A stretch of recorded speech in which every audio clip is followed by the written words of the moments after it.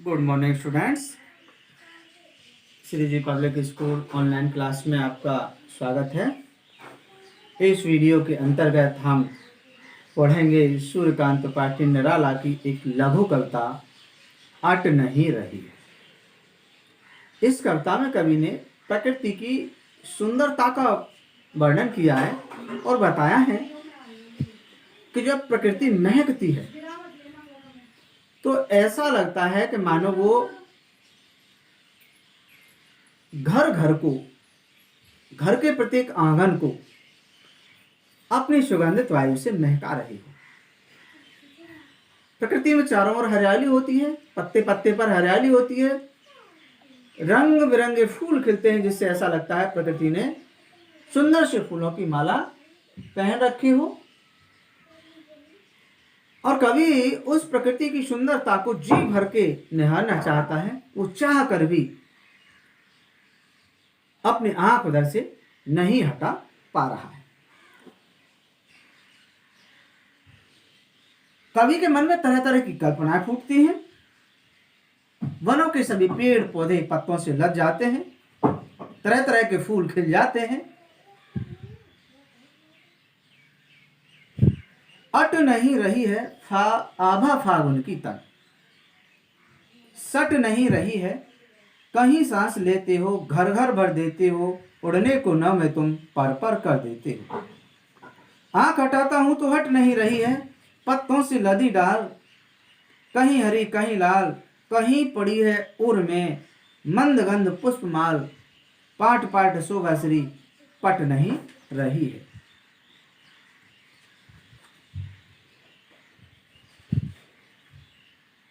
अट नहीं रही है, अट माने समाना या प्रविष्ट करना, आभा माने सुंदरता, नव माने आकाश, उर माने हृदय, मंदगंध माने धीमी धीमी सुगंध, पुष्पमाल माने पुष्पों की माला, पाट पाट माने जगह जगह, शुभाश्री माने सुंदरता से परिपूर्ण, और पट माने न समाना।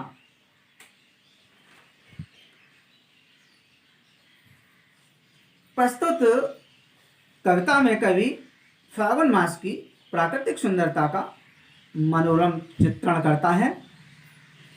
कवि अपने अनंत प्रिय को संबोधित करते हुए कहता है कि यह सब तुम्हारी शोभा का प्रकाश है जो समा नहीं रहा है। अट नहीं रही है आभा फागुन की तन। कवि कहता है कि फागुन की सुंदरता व चमक, फागुन की सुंदरता व चमक कहीं भी नहीं समा रही है। प्रकृति का तन इस फागुनी सुंदरता से जगमगा रहा है। प्रकृति का तन इस फागुनी सुंदरता से जगमगा रहा है। कहीं सांस लेते हो, घर भर देते हो, उड़ने को ना में तुम पर पर कर देते हो। तुम पता नहीं कहां से सांस लेते हो और अपनी सांसों की सुगंध से घर भर देते हो। पता नहीं तुम कहां से सांस लेते हो और अपनी सांसों की सुगंध से घर भर देते हो। अर्थात कवि को हर जगह अपने प्रिय की सांसों की सुगंध ही अनुभव होती है। आंख हटाता हूं तो हट नहीं रही है। फागुन मास की प्राकृतिक सुंदरता इतनी अधिक है कि कवि चाह कर भी उस प्राकृतिक सुंदरता से अपनी नजर को नहीं हटा पा रहा है। पत्तों से लदी डाल, कहीं हरी कहीं लाल, कहीं पड़ी है उर में मंदगंध पुष्पमाल।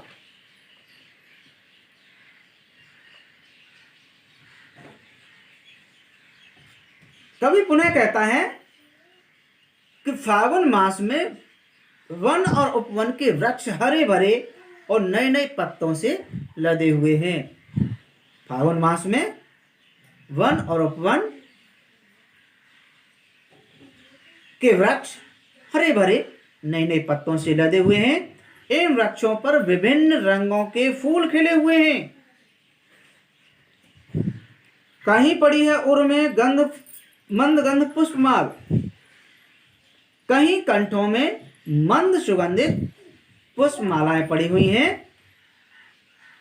यानी प्रकृति में विभिन्न प्रकार के फूल खिले हुए हैं उन खिले हुए फूलों को देखकर ऐसा लगता है कि मानो प्रकृति के गले में रंग बिरंगे फूलों की माला पड़ी हुई है।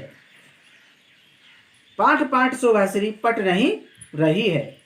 हे प्रिय, तुमने तो इस प्रकृति में इस सौंदर्य रूपी वैभव को हे प्रिय तुमने तो इस प्रकृति में इस सौंदर्य रूपी वैभव को इस प्रकार भर दिया है कि यह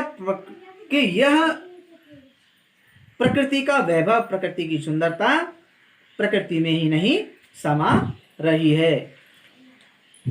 उड़ने को न में तुम पर पर कर देते हो। यहां कवि ने कहा है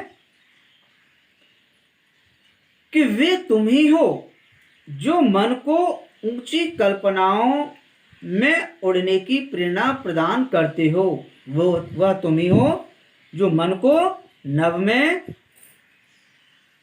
या मन को ऊंची कल्पनाओं में उड़ने की प्रेरणा प्रदान करते हो। तुम्हारे चारों ओर सौंदर्य की आभा और चमक ही है। आंख हटाता हूं तो हट नहीं रही है। मैं चाह कर भी इस प्राकृतिक सौंदर्य से अपनी आंखों को नहीं हटा सकता हूं। कवि के कहने का तात्पर्य है कि प्राकृतिक सौंदर्य में मेरा मन बंद कर रह जाता है। अब हम इसके काव्य सौंदर्य की बात करें तो यमक, पुनरुक्ति प्रकाश, अनुप्रास, रूपक, उपमा, इन अलंकारों का प्रयोग किया है कवि ने। भाषा सरल है, सहज है, माधुर्य गुण है। विषय प्रवाहपूर्ण है। भाषा भावों के अनुकूल है। देश शब्दों का प्रयोग किया है। अब जैसे पर पर में पुनरुक्ति प्रकाश अलंकार है। मंद गंध पुष्प, ये संस्कृत भाषा के शब्दों का प्रयोग है, या कहें तत्सम शब्दावली है। और फागुन मास की प्राकृतिक सुंदरता का वर्णन कवि ने किया है। ये लघु कविता यही समाप्त होती है। धन्यवाद।